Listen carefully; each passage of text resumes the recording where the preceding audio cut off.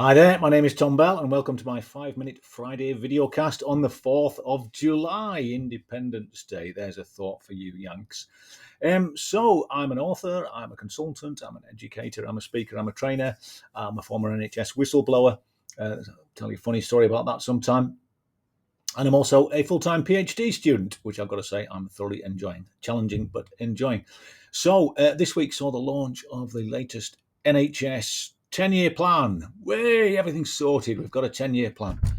How many plans have we had over the last few decades? We've had a 5-year, we've had a this, we've had a forward view, we've had a digital plan, we've had a plans. We love, don't we? We love a good plan. We love the celebration of the launching of the plan. And this is where me and my public sector colleagues, I think, disagree, because the public sector celebrates the launch of the plan, right? The private sector celebrates the success of the plan. And those are very, very different things, yeah? What the public sector never does is look back at all the previous plans and acknowledge that none of them worked. And that's kind of why we need a new one, yeah? The very fact that you need a new one acknowledges that the previous ones largely went bust.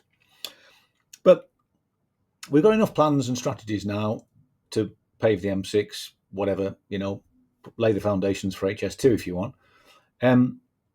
The amount of paper and the amount of time, useless effort, wasted effort that's been poured into all these things.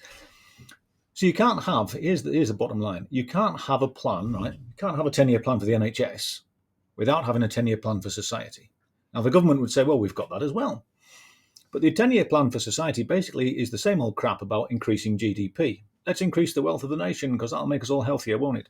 Clearly not. It's making some people wealthy. I think the latest statistics suggest that 50 families in the UK now have, is it 50% of the entire wealth? Something like that. It's extraordinary. I might have the stat wrong, but basically it smacks of inequality, yeah?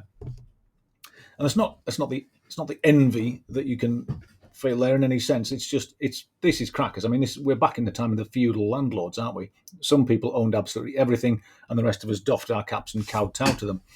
So my point is, and I'm going to ask you a question towards the end of this 5 minutes, so hang on in there. I promise it will be worth it. It'll be a thought-provoking question, and you won't have the answer to it. There you go. There's a thought. 10-year plan, right? Unless the 10-year plan says these are some things that need to change in society, right? Because if in line with the original NHS constitution, going right back to, was it the first bill, something like 1945, before the 1948 introduction of it, we're talking about the mental and physical health of the nation, yeah? So mental and physical, because I think sometimes mental health is just seen as one of those things, isn't it? An add-on, if you like, and I think still the way we treat people with mental health issues is still, frankly, horrendous. We don't have the capacity, and society doesn't seem to have the time for them. I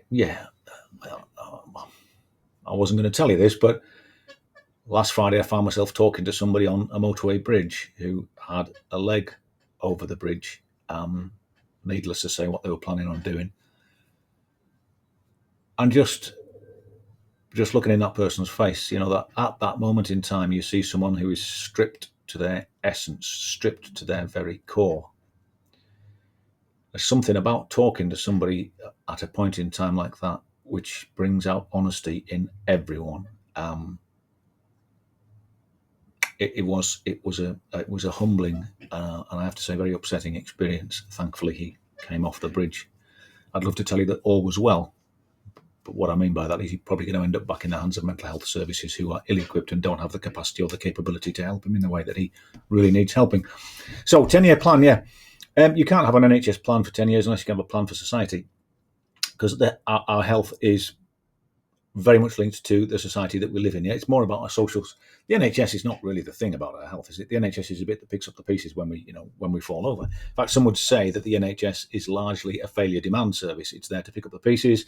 It enables everything else that occurs in society to continue to occur, but it is a failure demand service. It just picks up all those externalities that the corporate world and the world of commerce and the private sector and sometimes the public sector like to throw at it. So I said I was going to ask you a question, and the question is quite simply this. If you were asked, what's the purpose of the NHS, or what's the purpose of a publicly funded healthcare system, what would your answer be? Now, before you feel free, stick your answers back, drop me an email, stick them in the chat, whatever you want. It's not simple to say, is it? What is the purpose of the NHS? Because it has mixed messages, doesn't it? On the one hand, we've got lots of people saying, "Oh, it's patient-centred. It's patient first. The patient comes first." And then on the other hand, somebody says, "Yeah, but you've got to work within this limited financial envelope." Great. So straight away, contradiction there. What is the purpose of a nation's healthcare system? What should the purpose of a nation's healthcare system be? And I think once you start asking yourself that question seriously, it'll take you right back. Hello, next door's cat. It will take you right back to the question, what's the purpose of government?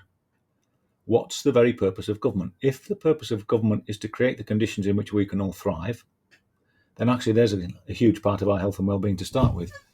But if the purpose of government is just to continue to create the conditions in which some people get incredibly wealthy and the rest get left behind, then you've kind of answered your question there, haven't you?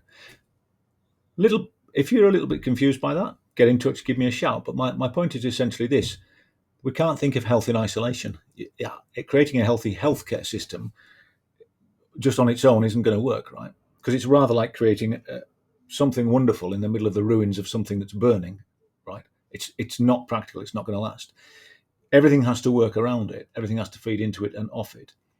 The NHS simply cannot be expected to continue to pick up the pieces from, our obesity epidemic, our gambling and mental health issues.